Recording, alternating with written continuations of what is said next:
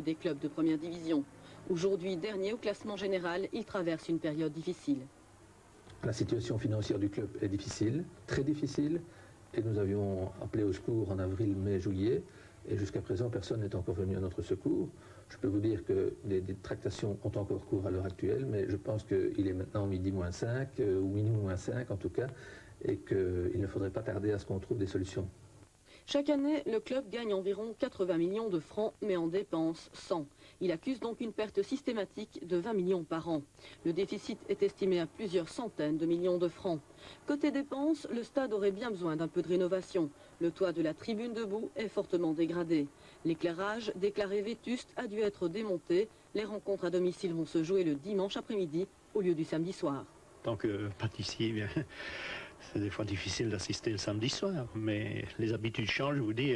Ici, c'est surtout retrouver un groupe d'amis. Il y a quelques années, nous venions d'habitude au football le dimanche après-midi. Et je crois que même pour s'en sortir, si on devait venir supporter nos joueurs, on pourrait jouer à 7-8 heures du matin. Je crois qu'il y a certains supporters qui viendraient quand même.